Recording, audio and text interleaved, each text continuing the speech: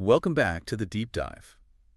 So we're doing something a little different today. Yeah, a bit more tactical. Exactly. Usually, we're looking at these broad trends or big philosophical ideas, but today we're getting right down into the weeds. Into the nuts and bolts of it. We are. We're looking at a specific problem that it plagues almost every single person who has ever tried to open a brick-and-mortar business. It's the leaky bucket problem. You know this feeling, right? You spend hundreds, maybe thousands of dollars to get one customer to walk through your door one time. Just once. You pay for the ad, you pay for the signage, you pay for the promo. They come in, they buy a sandwich or a service, and then they just walk out. And that is the moment of truth. Because once they walk out that door, in most cases, they're gone. Gone. You have absolutely no way to reach them again unless you go all the way back to the beginning and pay for another ad to catch their attention a second time. It's a treadmill. It really is. You're just running and running to stay in the exact same place. Constantly refilling the bucket. So the source material we're digging into today is a proposal for a very specific solution to this. It's called the 9x12 SMS Marketing Package. Right. And it promises to be a, quote, local growth engine. The claim here is pretty bold. They say this package acts as an all-in-one marketing department. All in one. That's a big promise. It is. It handles both getting customers and keeping them for about $499 a month. It's a very specific claim, and what makes it so interesting to analyze, I think, is that it's a hybrid model. What do you mean by hybrid? Well, it's not just do more social media, and it's not just send out some coupons. It's attempting to fuse two completely different eras of marketing into a single loop. Okay. You've got the heavy, old-school physical mail on one side. Right, the postcard. And then you have the hyper-fast digital SMS texting on the other. That's the part I really want to unpack, the loop. Because most marketing, it feels like a straight line. You pay, they come, the end. Right, it's transactional. This is circular. So our mission today is to really tear this proposal apart. We need to understand the mechanics, the acquisition side, the retention side, the economics of that $4.99 price point, and really whether this actually functions as a complete system for a local business owner. I think to really understand why this package is structured the way it is, we have to start with that concept you mentioned right at the top. The leaky bucket. The leaky bucket. It Yeah. is the fundamental flaw in most local business models. Okay, let's define that clearly. When we say leaky bucket, are we just talking about losing customers? Or is it more than that? It's a little more specific. We're talking about the difference between renting an audience and owning an audience. Renting versus owning. Okay. Think about a typical pizza shop owner. They might boost a post on Facebook. They're paying Mark Zuckerberg to show their pizza to people in their town. Sure, happens all the time. But if they stop paying, what happens? The audience disappears. The audience disappears. They're renting those eyeballs. And the rent just keeps going up. It always goes up. So the leaky bucket is when you pay for that customer to come in, but you don't capture any data from them. You don't get a phone number, you don't get an email, nothing. So when they leave, they fall right out of the bottom of your bucket. And you have to pay to get them back. Exactly. So this local growth engine proposal is arguing that you need two distinct engines working together to plug that hole. You need an acquisition engine to pour water in the top. And a retention engine to seal the bottom. Precisely. Okay, so let's start at the top of the bucket then. The acquisition engine. The way this system proposes getting total strangers to walk in the door in the first place. Right.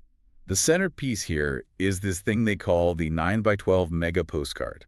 And mega is definitely the operative word here. I was looking at the dimensions in the notes. 9 inches by 12 inches. I'm holding a standard sheet of printer paper right now, which is 8.5 by 11. So this thing is physically larger than a full sheet of paper. It is. It's the largest piece of slat mail that the U.S. Postal Service allows in the standard mail stream. The largest. The absolute largest. Anything bigger than that becomes a parcel, which, costs significantly more to ship. This format is pushing the absolute physical limit of the mailbox. But why? Why go that big? Is it just about ego?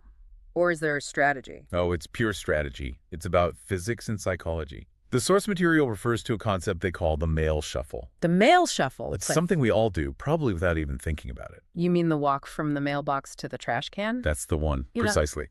Picture the ritual. You come home from work, you open the mailbox, you grab the stack of mail. Yep. You're usually walking into the house, maybe heading towards the recycling bin. And in those few seconds, What are you doing? You're sorting. You're triaging the mail. It's rapid fire. Bill, junk. Letter from grandma, junk. And how do you identify the junk? Usually by size and texture, right?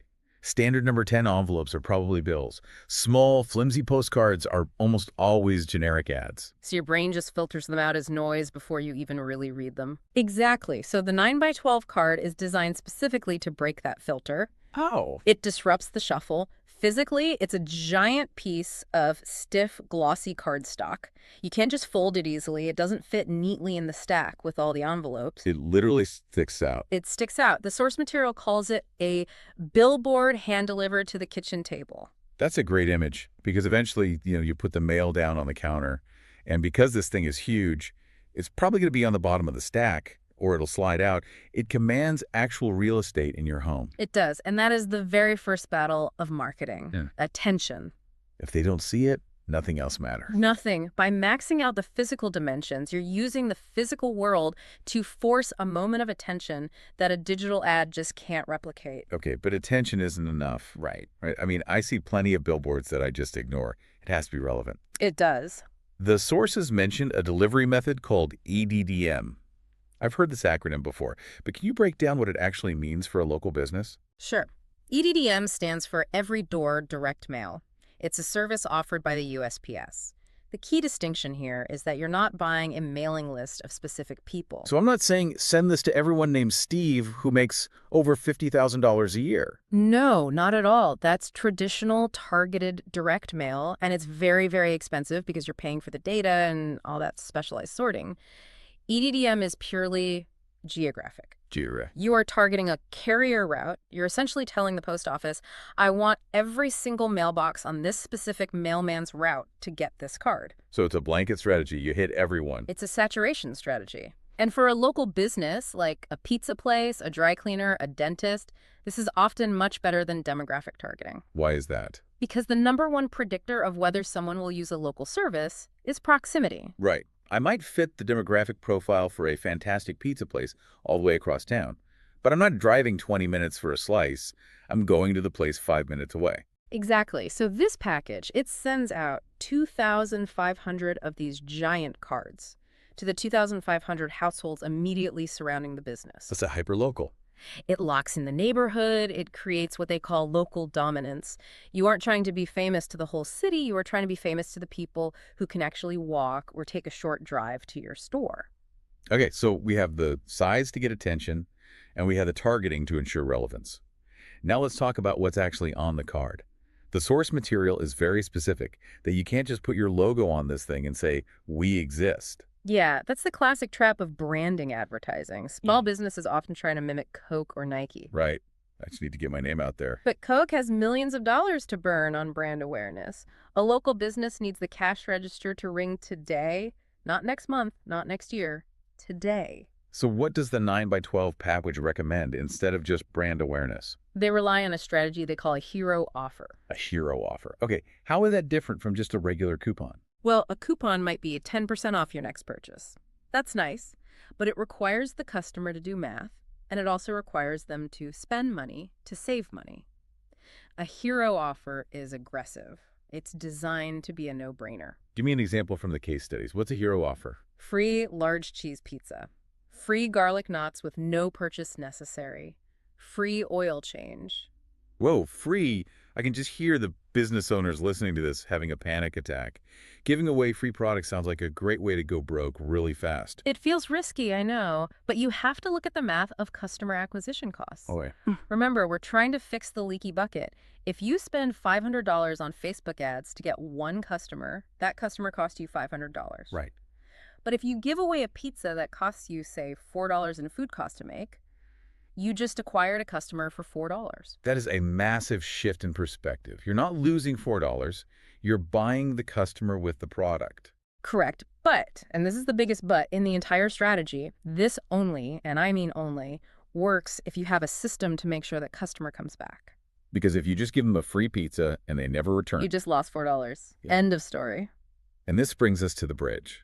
The source material says the postcard isn't just an ad, it is a bridge to the digital system. This is the critical handoff. This is where the magic happens. On that 9x12 card, right next to the free Pizza Hero offer, there is a very clear call to action that requires a phone. Okay. It usually looks like a big QR code or a keyword. Text PCSZ to 555-888 to claim your voucher. Ah. So to get the free thing, I have to give you my phone number. That is the trade. You are trading the hero offer for the data. You are moving the customer from the physical mailbox, where they are totally anonymous, to your digital database, where they are now a known entity. That's the transition point. And that leads us right into part 2 of the outline, the retention engine. Right, because once they engage with that text, or once they physically walk into the store to redeem that coupon, the strategy pivots 100%. How so? We stop worrying about acquisition, and we start worrying entirely about retention. This is where the SenText SMS system comes in. The sources describe this whole in-store marketing suite. It sounds like they want to completely take over the visual space inside the shop. It's designed to be unavoidable. It really is. The package includes a digital E-Kiosk, which is usually a tablet on a secure stand on the counter, Good. plus a massive 3x5-foot vinyl banner, and up to 100 custom signs for tables, windows, and registers. 100 signs. That sounds like wallpaper. It creates an ecosystem, so when a customer walks in to get their free pizza, they immediately see the giant banner, they sit down at a table, they see a little table tent, they go to the register, they see the kiosk. You can't miss it. And the staff is even wearing buttons that say, "Ask me how." The message is literally everywhere. Join our VIP club. And the mechanism for joining this VIP club is text messaging. I want to pause on this for a second. Why SMS? We live in a world of TikTok and Instagram and, email newsletters. Why is the system betting the entire farm on text messages? One reason: cut through. Cut through.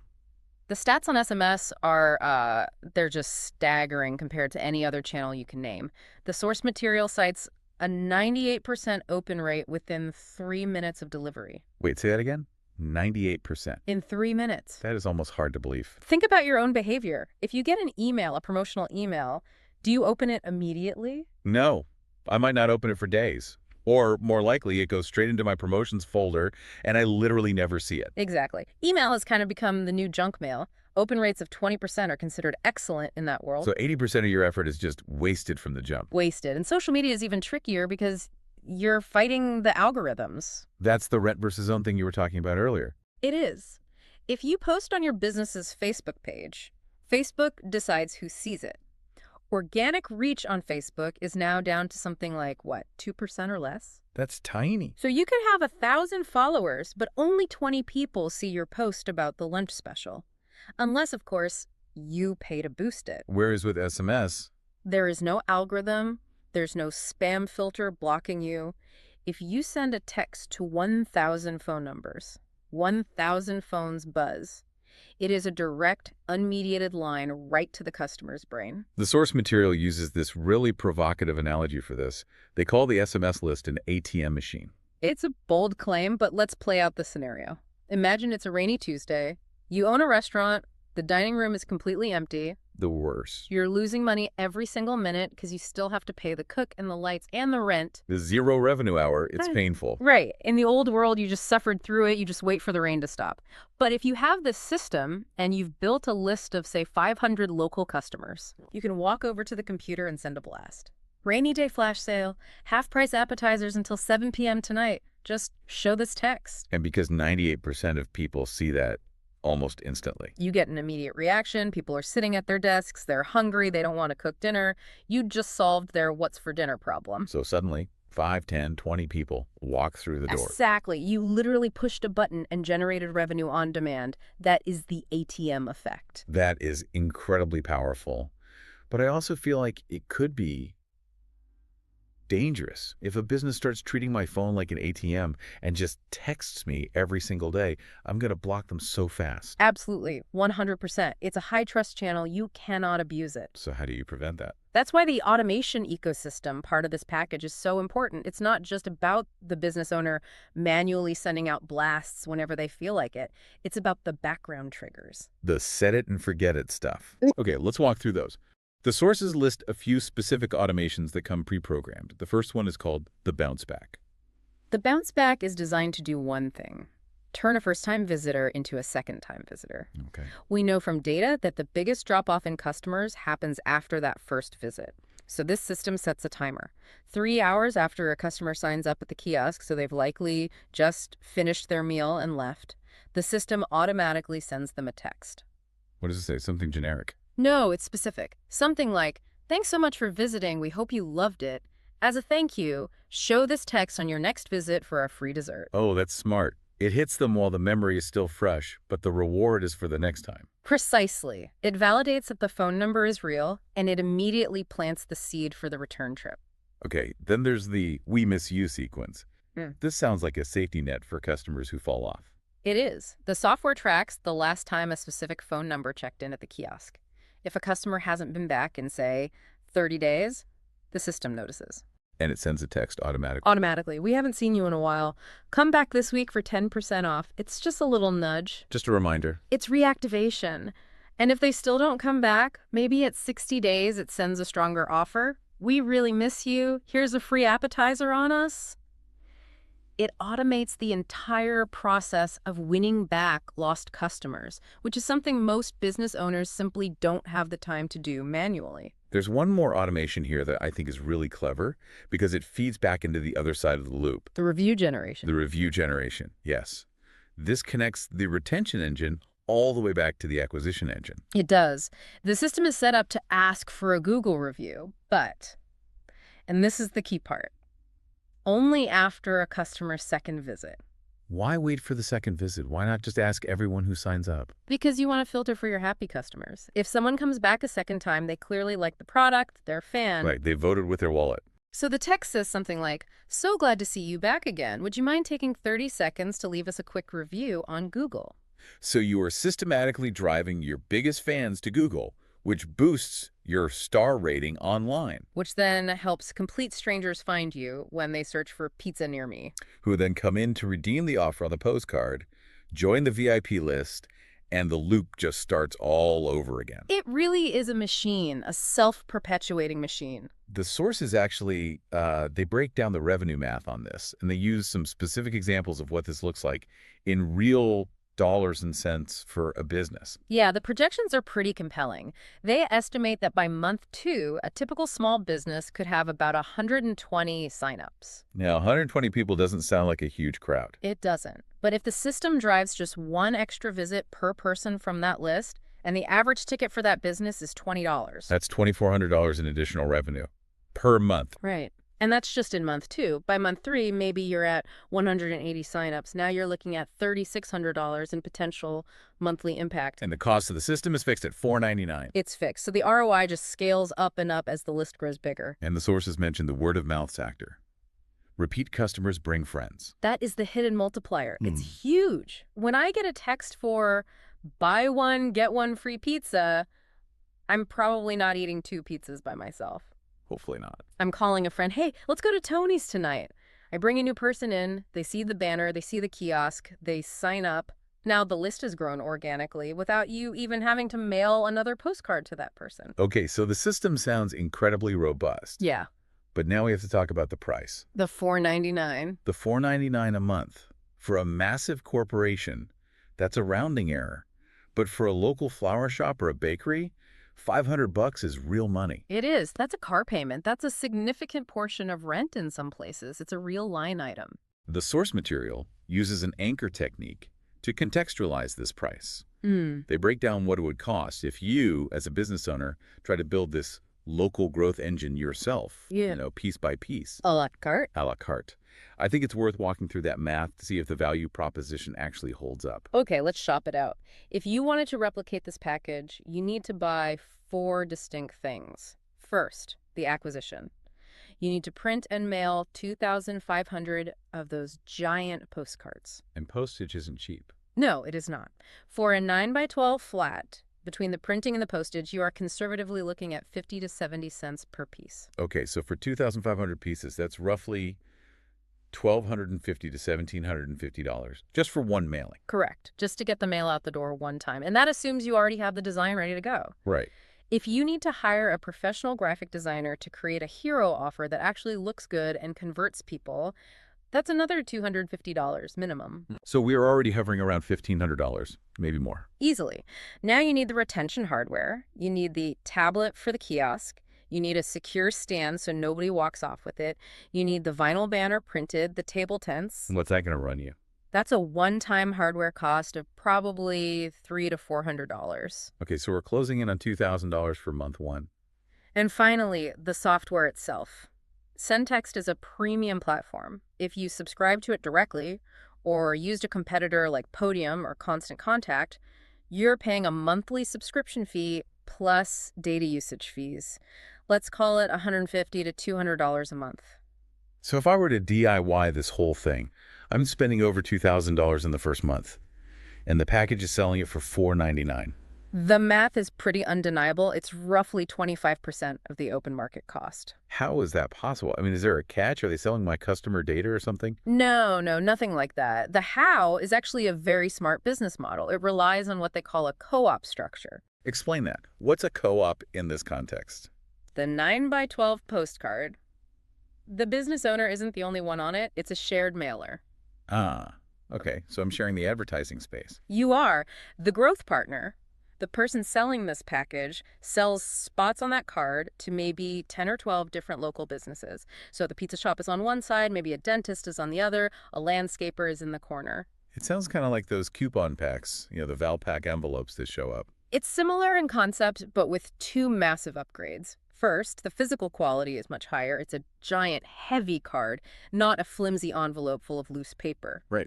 But second, and this is the most important part, this package offers category exclusivity. Meaning, if I'm the pizza shop on the card, there are no other pizza shops on the card. Exactly. You are the only pizza option. You aren't fighting for attention against Domino's and Papa John's on the same piece of paper. You own that category for that mailing. That is a huge distinction. Yeah. So you get the cost savings of splitting the postage with 10 other businesses, but you don't have to share the spotlight with your direct competition. Precisely. It's the Costco model, basically. By pooling resources, everyone gets access to the premium product, the 9x12 size, the EDDM targeting for a fraction of what it would cost them to do it alone. That is how $2,000 becomes $499. That makes a lot of sense. Yeah. And the source material also emphasizes this idea of zero overhead or zero activation energy, which I think is a fancy way of saying we do all the work for you. It's the done-for-you appeal. And for a business owner who is, busy making dough or fixing cars, that is invaluable. I can imagine. Usually, setting up a tech stack like this is a total nightmare. You have to buy the iPad, figure out the Wi-Fi, download the right app, design the banner, find a print shop. I'm exhausted just listening to that list. Right. This package says, pay the fee and we handle literally everything else. The kiosk just appears in a box. The banner just shows up. The design is done for you. It removes all the friction that usually stops people from ever starting. So let's say I'm sold on it. Huh? I sign the check. How fast does this actually happen? The sources outline a pretty specific 30-day zero-to-growth timeline. It's a 4-week sprint.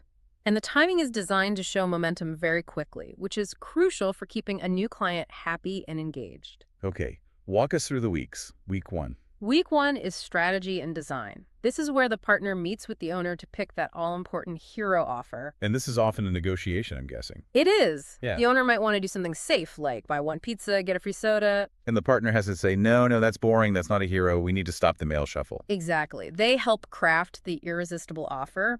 They also figure out the slow day strategy. Are we trying to drive traffic on Tuesdays or Thursdays? Okay, and then week 2. Week 2 is tech and hardware. They go into the system, they secure the keywords, like text PAZA to 555888, and they ship the physical kiosk.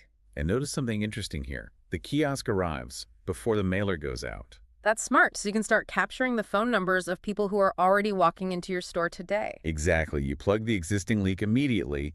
You don't have to wait for the postcard to start building the list. Week 3. Week 3 is printing and postal prep. Dealing with all the EDDM paperwork is notoriously tedious. There are forms, bundling requirements, specific drop-off times. The partner handles all of that bureaucracy. And then week 4. The grand launch.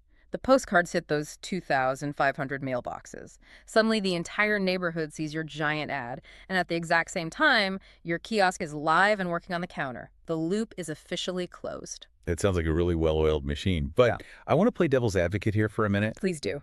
I feel like there's a human element here that could go completely wrong, specifically the staff. You have hit the nail on the head. The technology works. The mail works.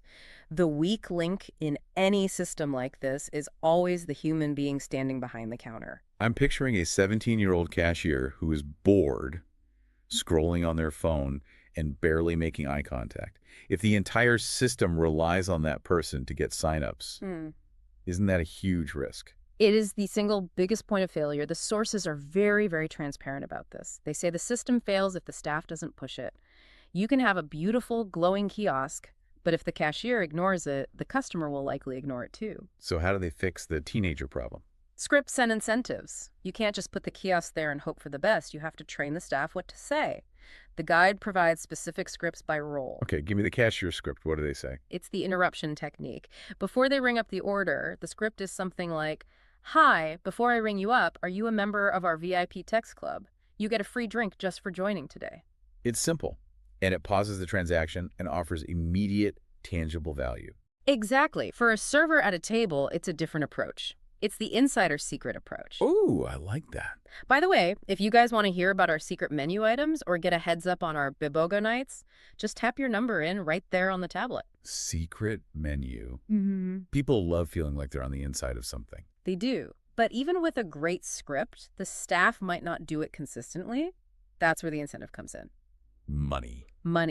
The guide recommends running internal contests. Whoever gets the most signups this week gets a $50 cash bonus. Makes sense. If the business wins, the staff wins. You have to align the incentives. You have to. If you don't get the staff bought in, the bucket stays leaky, no matter how good your technology is. All right, now, I want to address the skeptics. I'm a business owner.